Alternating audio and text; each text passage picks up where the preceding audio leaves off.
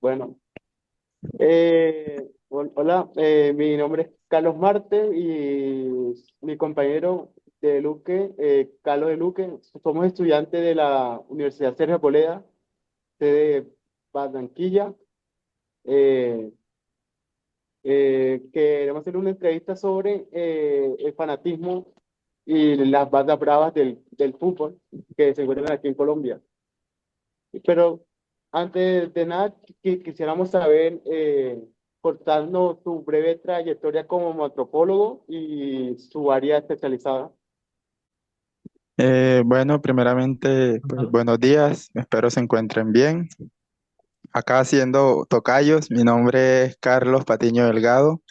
eh, antropólogo Universidad Magdalena. Digamos que mi área de trabajo o experiencia laboral ha estado un poco bastante amplia. He trabajado temas de comunidades, específicamente con comunidades campesinas, comunidades indígenas, jóvenes indígenas, jóvenes en áreas rurales y todo el tema de acompañamiento digamos, de perspectiva social en temas de cambio climático, conflictos socioambientales, urbanismo, territorio e identidades. Digamos que ahorita el auge se está moviendo bastante en temas sociales alrededor de la transición energética, entonces he estado haciendo como acompañamiento pues en esas áreas. Sin embargo, digamos que pues siempre he tenido como ese trabajo con juventudes, con líderes juveniles, con comunidades, específicamente acá en la región del Caribe. Entonces, digamos que básicamente mi experiencia laboral ha estado enfatizada a nivel regional, acá en lo local. ¿Y qué lo motivó a estudiar antropología? Bueno, digamos que desde muy pequeño, diría que desde el bachillerato, pues una docente de castellano siempre me dijo que yo tenía como hablan acá, tenía caña para eso, específicamente porque yo siempre era muy crítico, era contestón, siempre me gustaba debatir, siempre me gustaba, digamos, preguntar, siempre estaba como con la curiosidad dispuesta a cuestionarme lo que se daba en el salón de clases. Entonces, creo que eso ha sido desde muy pequeño. Entonces, pues recuerdo bien que por allá en décimo o en undécimo, la profesora de castellano me dijo, Carlos Patiño, tú deberías estudiar antropología, eres bueno para eso. Y pues me puse a buscar, siempre estaban como, digamos, como estos estereotipos de que, ay, sí, la antropología, las ciencias sociales, eso es pa' loco y tal, pero qué va, o sea, ha sido pues toda una experiencia enriquecedora y creo que ha sido una de las mejores decisiones que he podido tomar a nivel personal. Bueno, Bueno, para comenzar, ya abarcando más dentro del tema del deporte, me gustaría hacerte una pregunta. Desde tu parte como antropólogo profesional, ¿cómo defines al ídolo deportivo? O sea, ¿con qué elementos sociales puede influir su construcción del ídolo, por decirlo así? Bueno, yo podría decirte que un ídolo deportivo siempre tiene como unas dimensiones muy similares a lo que viene siendo un artista o a lo que viene siendo digamos, un actor político o una influencia o, digamos, las tendencias que ahorita se ven como influencer y todas estas creaciones de contenido.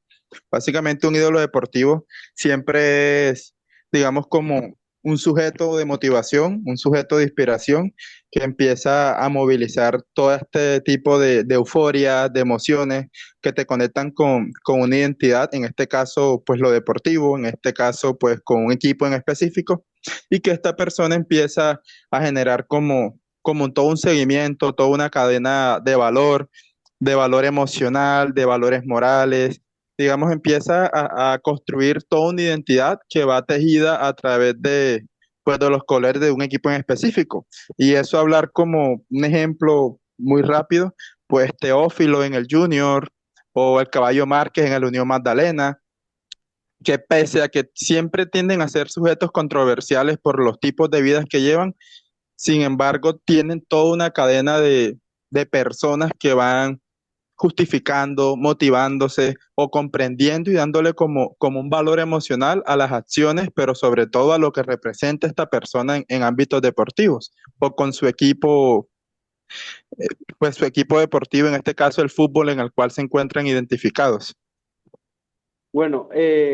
aquí viendo que mencionaste algunos jugadores como Teófilo, como Ricardo, el Caballo Márquez, porque muchas personas sienten una conexión fuerte con estos jugadores, incluso sin conocerlos personalmente. Bueno, eso creo que es una pregunta bastante interesante y es precisamente en cómo se constituyen las realidades a nivel local. Y pues para nadie es un secreto que la región Caribe, pues es una región que está permeada por bastantes desigualdades sociales, por violencias. Tenemos, digamos, todo unas herencias históricas alrededor del conflicto, del desplazamiento, de pocas oportunidades laborales. Entonces, el hecho de tener unas personas que tienen un crecimiento en ámbitos deportivos, que comparten orígenes contigo, son precisamente como esa reacción que te hacen empatizar, no es simplemente con el ídolo, sino justificarlo y encontrarte un espejo alrededor de esa persona, pese a que tengan diferencias de status quo socioeconómicas en la actualidad, porque obviamente pues los futbolistas tienen unos ingresos salariales diferenciales a uno que trabaja de pronto en X o Y escenario, ya sea del mercado industrial, turístico.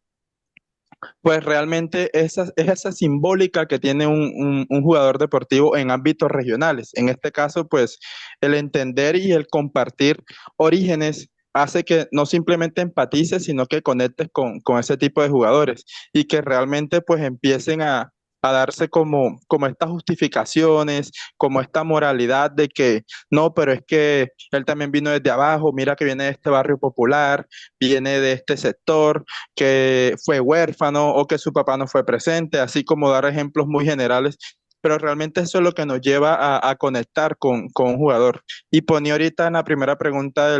la perspectiva de que es muy similar a lo que viene siendo un artista, es justamente porque un ejemplo muy amplio, artistas como Michael Jackson o Taylor Swift siempre tenían como toda una oralidad dentro de sus canciones que te permitían simplemente empatizar no solamente con el artista, sino identificarte con su producto musical, como que esta canción me define, entiende cómo me siento o sabe de dónde vengo. Entonces, es justamente como ese tipo de parámetros que nos hacen literalmente conectar con un ídolo deportivo y en este caso, pues, con un jugador de fútbol que es de origen caribeño. Bueno, Bueno, yo quería hacer, tú dijiste algo muy interesante y al momento de cómo se identifican las comunidades con los ídolos y pues quería saber cómo los medios de comunicación también influyen y amplifican esta grandeza de los ídolos o cómo pueden llegar a afectarlos también. Claro, digamos que los medios periodísticos o los medios comunicativos, pese a que siempre manejan una imparcialidad, también hay como una correlación propia del ídolo deportivo frente a sus acciones y comportamientos. Es decir, pues para nadie es un secreto que jugadores del Caribe, Luis Díaz, Carlos Vaca, Teófilo, Caballo Márquez y Ginestrosa, siempre son jugadores que destacan pues en su realidad deportiva, pero fuera de la cancha, pues tienen sus acciones que, per se a ello, tienden a ser bastante polémicas. Pues un caso en específico, pues a Ricardo Márquez siempre se le critica y se le cuestionó sus acciones frente a, no sé, la conclusión de X o Y partido donde no tuvieron los resultados esperados y fue grosero con la hinchada o hizo gestos bastante controversiales. Entonces, digamos que los medios ahí, sin caer como en la pretensión amarillista, ellos simplemente cumplen su función de comunicar. Entonces, es como los medios son réplicas que generan tendencias alrededor de la acción de una persona famosa. Entonces, la persona famosa literalmente es la responsable de su propia imagen. El medio no es como que, no manchó la imagen de X o Y artista, no. Digamos que el medio literalmente replica la identidad del jugador en estos casos. Entonces es como los medios de comunicación siempre tienen una balanza y la balanza es o te inflan o te desinflan. Y es justamente porque los medios de comunicación son quienes sostienen las tendencias a nivel de entretenimiento. Para tú conocer sobre la vida de X o Y jugador, pues obviamente tienes que estar al pendiente de qué se dice, qué no se dice, qué acciones está tomando, qué cambios está tomando, si va a seguir en X o Y equipo, si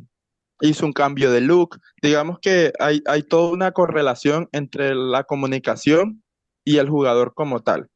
Pero básicamente los medios de comunicación solamente son una puerta que permite, digamos, conocer la identidad de este jugador como tal, ya sea dentro o fuera de la cancha, pero no es, digamos, la influencia, digamos, controladora sobre si su imagen es negativa o positiva. Y eso es muy autónomo de la persona famosa como tal, en este caso, pues un jugador deportivo. Y en dado caso, Bueno, bueno, tú dices de que los medios de comunicación no, o sea, el jugador, por decirlo así, es el que al final va a tener, depende de él, que si tiene buena imagen o mala imagen. Pero ya hemos visto casos en el fútbol donde pueden haber acusaciones falsas y medios de comunicación pueden llegar a acusarlo falsamente sin pruebas, solamente para tener el primer titular en primera plana y que al final pues se pueden equivocar, como ha pasado muchas veces, que la información fue errónea o fue contada la noticia a medias y esto puede llegar a afectar en la carrera de los mismos futbolistas. En ese caso ya no sería tanto responsabilidad del jugador, ¿cierto? Sí, de acuerdo. De hecho, creo que ahora que tocas ese tema, ahí hay una condición bastante interesante y polémica, y es también el pensarse cómo se está manejando el periodismo a nivel regional y a nivel nacional. Porque si bien pues siempre hay como una apuesta de valor frente a lo que se comunica en este tipo de plataformas. Y que eso a veces es muy, digamos, distante de la persona a la cual está involucrada en X o Y noticia o señalamiento o crítica. Es decir, pues, digamos que fuera de todo el ámbito periodístico a nivel nacional, si miramos las tendencias que se imparten en televisión o en redes sociales, creo que el que tiende a ser menos polémico y agresivo es el escenario deportivo, pese a que siempre hay, digamos, todas unas entre líneas políticas o, o específicas o como dicen coloquialmente, un enamoramiento con X o Y jugador, porque pues obviamente es el que más mueve, digamos,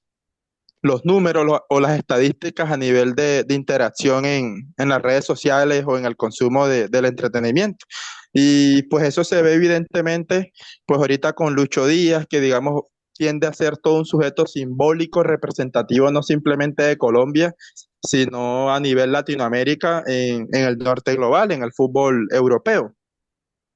Pero que, y la imagen que tiene Lucho Díaz a nivel deportivo y fuera del mismo, en el norte global, es sumamente positiva. Frente a la realidad de qué imaginarios tiene Lucho Díaz en en el periodismo deportivo local, que normalmente cuando juega en la selección siempre están, pues, haciendo estos señalamientos de que no la dio toda o de que no jugó con las mismas condiciones que juega en Europa, pero es que justamente ahí es donde entra también la posición periodística de que, bueno, qué tan críticos se está haciendo frente a un suceso deportivo. O realmente vamos a ser críticos por mover estadísticas o vamos a ser críticos por una objetividad que está alrededor del deporte. Y creo que pues ahí hay unas falencias que son interesantes. Creía que se podrían ahí empezar a sobreanalizar frente a, pues obviamente, cómo nos estamos pensando o cómo se está construyendo el periodismo deportivo y que cuáles son las intenciones. Mover estadísticas o realmente la objetividad crítica pues dar una información veraz y que más allá de moverse a los números o las interacciones en plataformas digitales, también de unas reflexiones o unas respuestas bastante interesantes sobre la persona a la cual se, se va a entrevistar o se va a analizar. En este caso, pues un jugador deportivo, ya sea de ámbito internacional o de ámbito local. Bueno, me parece muy interesante, profe. ¿Qué consecuencias sociales puede tener la idealización excesiva de estos jugadores, estrellas, en un ejemplo como en términos de consumo o de expectativas poco realistas? Uf, bueno, yo creería que uno de los problemas de la idealización, creo que fuera del ámbito deportivo y dentro del mismo, es la deshumanización de la El- persona o de ese ídolo. Y digo deshumanización porque entonces le desacreditamos la autonomía moral y emocional, esperando de que ese jugador o ese famoso reaccione y actúe a las comodidades que nosotros nos proyectamos frente al mismo famoso. Es decir, siempre esperamos que un jugador de fútbol sea políticamente correcto o que esté asociado a a la ideología política, religiosa, moral, cultural a la cual nos compete y que justamente desde ahí empezamos a proyectarnos. O sea, literalmente la idealización deshumaniza al jugador deportivo justamente porque desde afuera empezamos a proyectarnos nosotros frente a ese famoso, esperando que él actúe y accione o se agencie desde la comodidad que uno lo hace, o incluso ni siquiera desde una comodidad, sino desde lo incómodo. Y así pongo un ejemplo bastante redondo, cuando jugadores de la selección Colombia se reunieron en Ubérrimo con el expresidente Álvaro Uribe Vélez, y eso fue todo un señalamiento de críticas a tal punto de que pues literalmente deshumanizaron y le quitaron el atributo profesional y deportivo, pero precisamente a los jugadores solo porque se reunieron pues con un sujeto político bastante controversial del cual pues muchas tendencias no están de acuerdo a nivel nacional. Entonces justamente creo que no puede haber ejemplo más específico para representar la deshumanización que se da frente a estos ídolos cuando se les cargan unos valores, unos atributos, un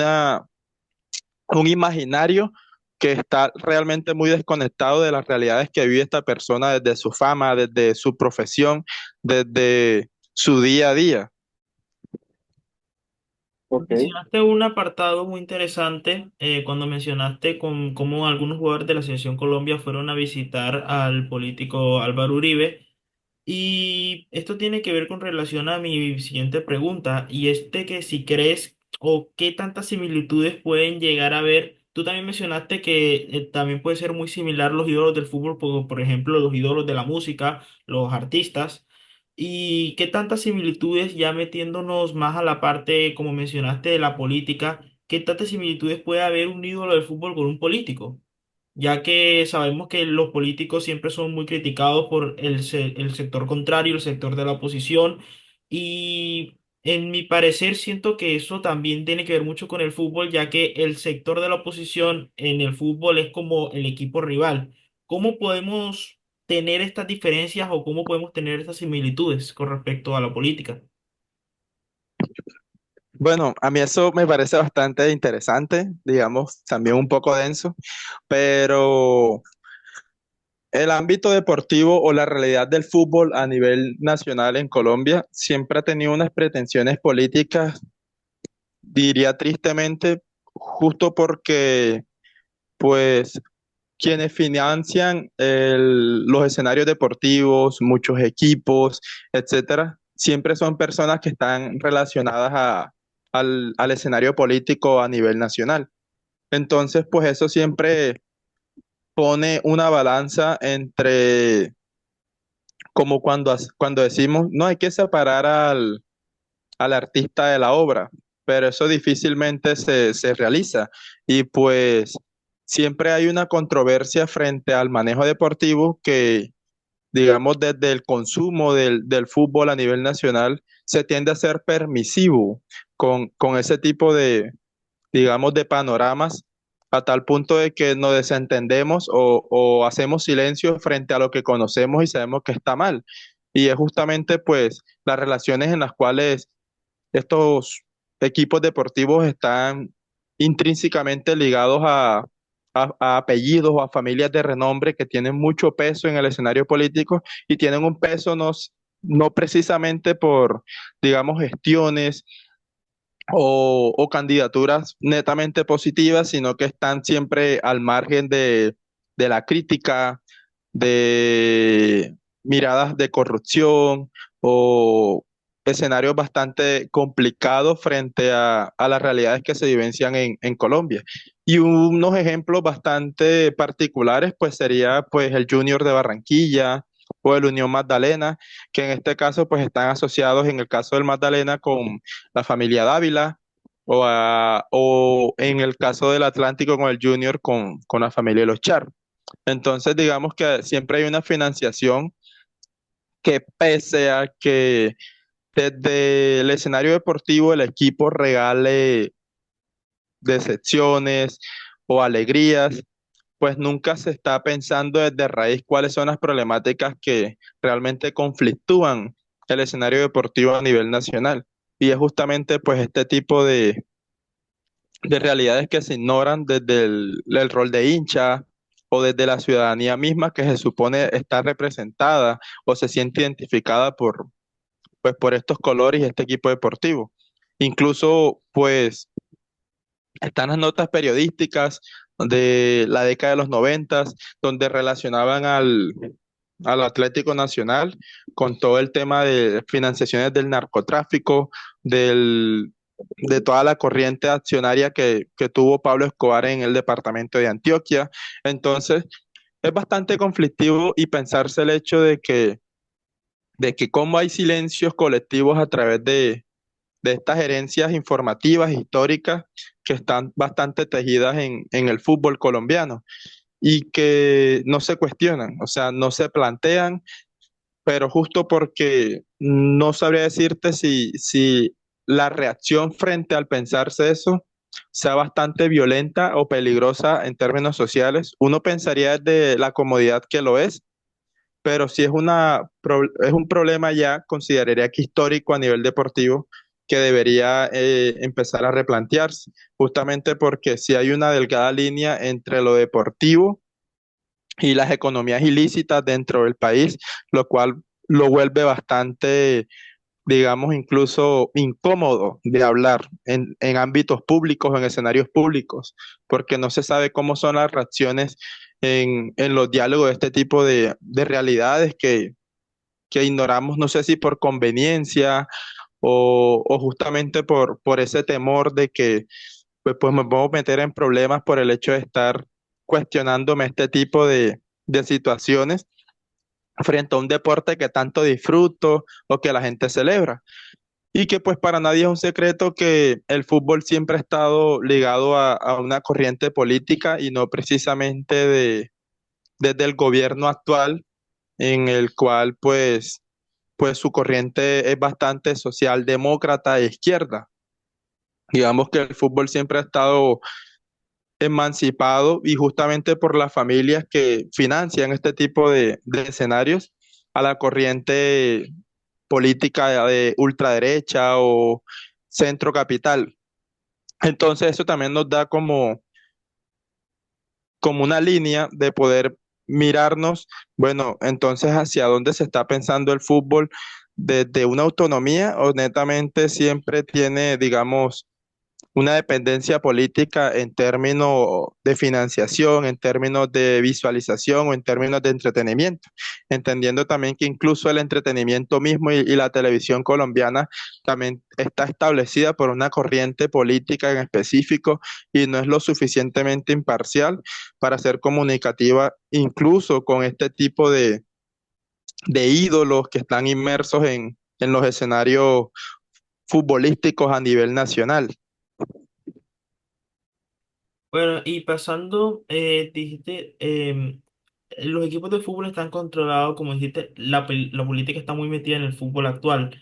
Em, nosotros vemos mucho normalmente cuando hay un disturbio, por ejemplo, en las famosas barras bravas de los equipos de fútbol, como la gente poderosa de los equipos siempre dicen, no, vamos a suspender tal grada porque en este hecho fueron violentos, o vamos a dejar de financiarlos, que es, por decirlo así, el golpe más duro que se le puede hacer a una barra brava. Y mi pregunta es, cuando surgen las barras bravas en Colombia, o por decirlo así, cuando se popularizan,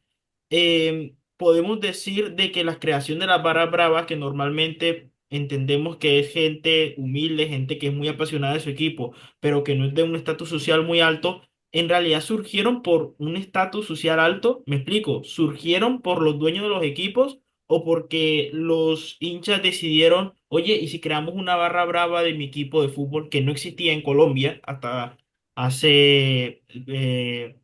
no 40 muchos años. años? O sea, o no era muy popular, por decirlo así, como en Argentina, digamos. Bueno, eso es bastante interesante porque las barras bravas siempre se constituyen desde una identidad colectiva. Es decir, digamos que desde el apasionamiento o las emociones colectivas o los sentires que hay alrededor pues, de unos colores, del deporte, se empiezan a tejer una especie de acuerdos y acuerdos que son netamente espontáneos, que surgen así como una comparsa para X o Y evento cultural a nivel local, sea el Carnaval de Barranquilla, las fiestas del mar, el Festival Vallenato, entre otros. Justamente las barras bravas funcionan como un dispositivo sociocultural que justamente surge, como tú lo mencionabas ahorita, está muy tejido desde las desigualdades sociales, desde personas que no tienen oportunidades y encuentran motivaciones alrededor de ese apasionamiento deportivo. Y es justamente el hecho de que, pues yo consideraría que si en X o Y partido las barras bravas tienen unos disturbios o tienen una problemática por los resultados dentro del equipo, es justamente porque no se reflejan, digamos, lo esperado dentro de los resultados de ese partido. Entonces ellos tienden a deliberar estas emociones contenidas que se concentran por una cadena de decepciones o de triunfos, o es como una montaña emocional donde todo va en su vida, pero tiene que bajar. Y cuando baja es justamente cuando suceden este tipo de percances. Ahora, creo que el hecho de cerrarle las puertas a una barra brava también genera unas reacciones no netamente positivas. Creo que se tiene que dejar de satanizar las barras bravas justamente porque son ese dispositivo simbólico que acompaña al equipo de fútbol y que siempre, digamos, emancipa las emociones, las pasiones, incluso podría decir lo que es similar a ese sentir patriótico como se tiene en un 20 de julio o cuando juega la selección en un mundial. Todos pasamos a ser no netamente una barra brava, pero sí un tejido apasionado que se enciende o se apaga a partir de unos colores en específico a través del deporte. Entonces creo que realmente las barras bravas lo que requerirían ahorita sería un acompañamiento profesional desde lo deportivo y que tenga impacto social y cultural. Es decir, pues realmente creo que las barras bravas requieren una relación tripartita. Y cuando digo tripartita me refiero pues a las directivas del equipo, directivas distritales y obviamente pues las directivas locales. O sea, digamos estas representaciones legales o autoridades que existen dentro de las mismas barras. ¿Por qué? Porque justamente desde ahí es que se empiezan a cambiar el dogma alrededor de que existen las barras bravas o los fanáticos que caen en el escenario deportivo. Creo que eso cambiaría mucho las reglas del juego en ámbitos culturales y justamente porque pues en Europa existen las barras bravas, pero no tienen esa satanización que se vea a nivel local. No creería que ni siquiera a nivel Latinoamérica, sino a nivel local en ámbitos nacionales, que siempre se les estereotipan a las barras bravas como personas que que no merecen oportunidades, si son justamente las propias que son más dignas de las oportunidades tanto de educación como laboral, como de crecimiento humano, justo por cómo resisten a las desigualdades que heredan o que acarrean desde donde viven, desde su cotidianidad y que la moldean motivándose a través de un equipo en específico. Entonces creería yo que es bastante interesante el hecho de que se empiece a replantear las relaciones que se dan entre las barras bravas con los equipos de fútbol. Una relación más que el apasionamiento, también tenga un impacto sociocultural en estas personas que la dan todo por unos colores, pero que del otro lado o la otra cara de la moneda son las víctimas propias de las desigualdades sociales que son tendenciarias a nivel regional y a nivel nacional, justamente porque son sectores netamente de la periferia, las cuales surgen las barras bravas. Y en un ámbito local, pues en Santa Marta las barras bravas surgen justamente en barrios populares, barrios que también son víctimas del olvido, de la desigualdad y que hoy tienen también unos impactos, digamos, turísticos o simbólicos en términos culturales históricos, pero que no se conecta ahí a la esencia deportiva como son las barras bravas. Eso por mencionar algunos barrios en Santa Marta, Pescadito, Manzanares, el corregimiento de Gaira, Taganga. Entonces, digamos que son bastante sectores de renombre en términos turísticos y populares, pero al momento de tejerse la historia o la escenografía, no se le da un lugar valioso y simbólico a las barras bravas dentro de esa narrativa. Y creo que hace parte de la transformación que toca darse, pues incluso desde lo académico, empezar a articular ese tipo de narrativas para cambiar los dogmas y los estereotipos que están alrededor de las barras bravas. Hasta el mismo nombre lo dice, barras bravas. Bueno,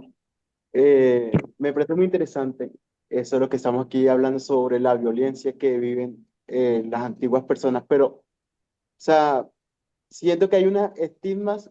por todas las personas diciendo que cuando hay pelea es la base en sí, cuando en sí solamente son un grupito de personas. Y yo una vez vi un documental sobre las Barras Bravas que decía que ese grupito de personas son personas que utilizaban eso para como un tipo de catarsis, de desahogarse estando ese en el lugar. Y cuando se enfrentaban esa a la policía, eran esos tipos, esas poquitas personas enfrentándose y soltando su odio hacia la policía. Por eso yo quería que me dijera desde el punto de vista de la antropología, o sea, los vínculos entre esta hinchada y la violencia en el fútbol. Claro, hay unas condiciones bastante particulares, o sea, digamos que eso es muy heterogéneo y es justamente porque el fútbol también, desde la posición de barra brava o de hincha, también se presta, como tú lo decías, como una catarsis o una deliberación de emociones, de resentimientos que estos individuos cargan y que tristemente, pues, todo está ligado literalmente a las desigualdades heredadas dentro de estos sujetos apasionados por el fútbol. Lamentablemente, muchos de los que son hinchas de X o Y equipo y que hacen parte de las barras bravas, vienen con hogares disfuncionales o son huérfanos o su cotidianidad está inmersa en el microtráfico o en condiciones de calle. Entonces, digamos que encontrar digamos, una reacción líquida bastante rápida para soltar eso que pesa y que carga. Justamente el escenario deportivo se vuelve como un espacio idóneo para,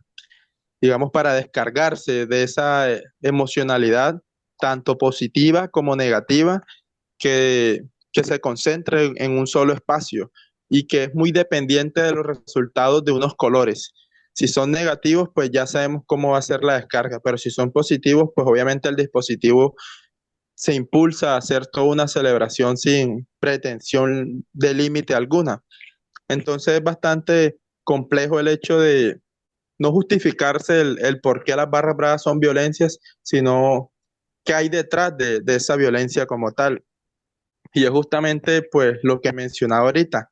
hay toda una desigualdad de familiares, todos unos traumas que están ahí tejidos alrededor de estos sujetos apasionados por el fútbol y que su único canal de mediación frente a,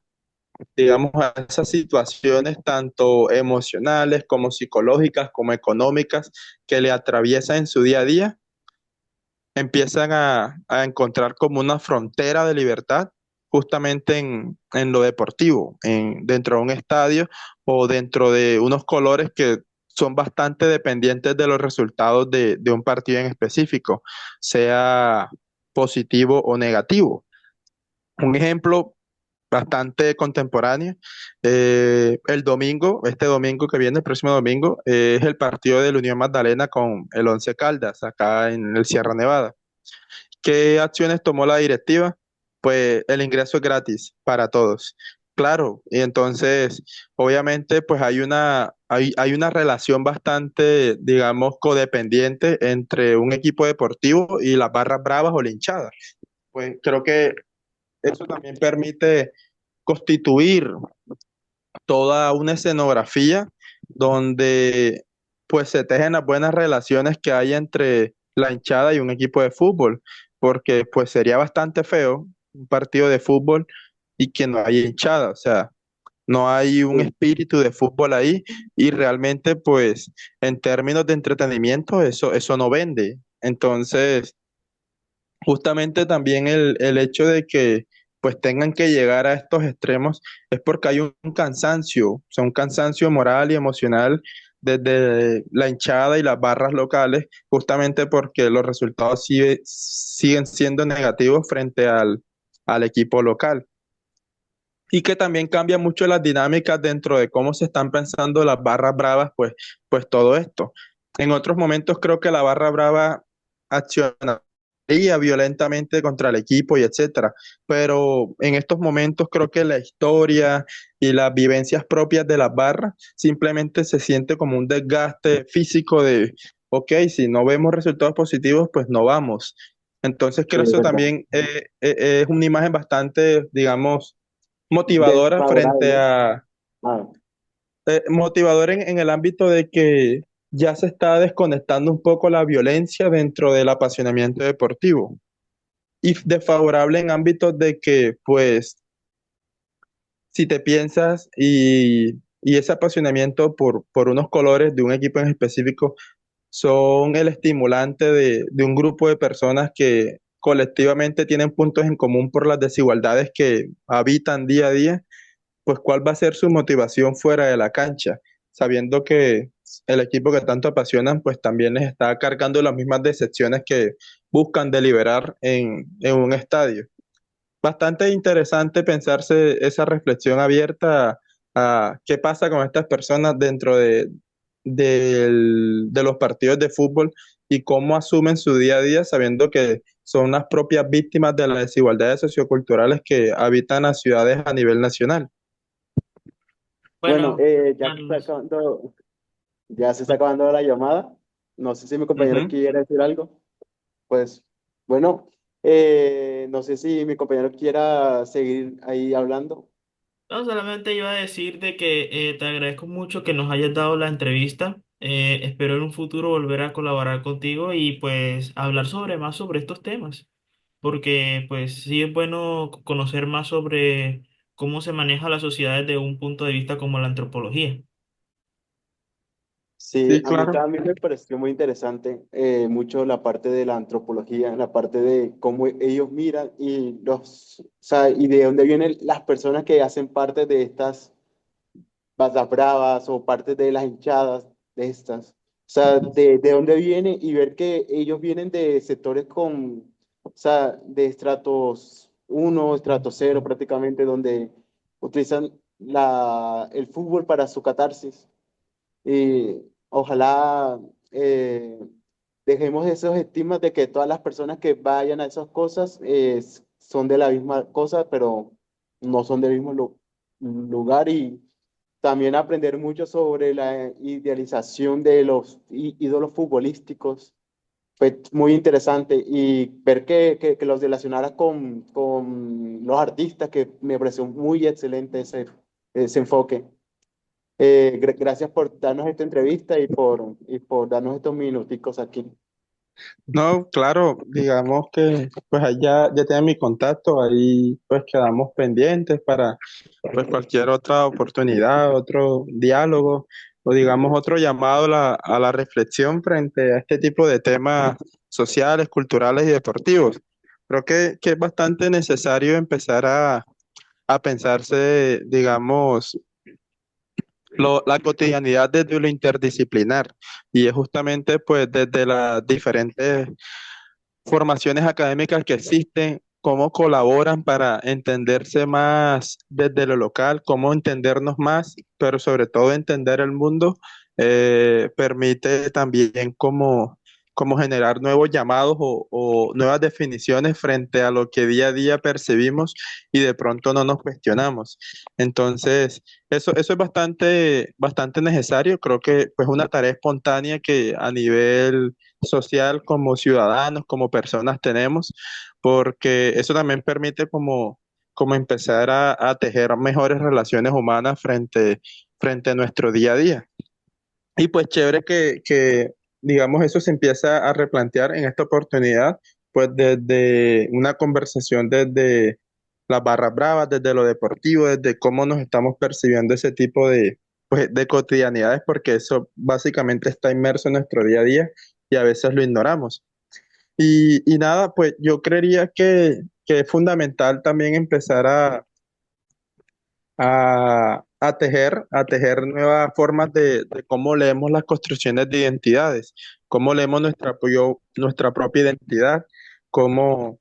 cómo empezamos también a entender nuestro día a día frente al Caribe y todo lo que eso implica, todo lo que uno representa simplemente por haber nacido acá. Y eso va desde lo literario hasta la música, lo deportivo, hasta nuestra profesión misma. Entonces creo que eso es como una reflexión abierta que les dejo y nada, pues agradecido también por el espacio, por la invitación, por escucharnos y pues por compartir este tipo de, pues de preguntas, de entrevistas. Dale, muchas gracias. Muchas Eh, gracias, Carlos. A ustedes, que tengan buen día. igualmente, dale, chaito.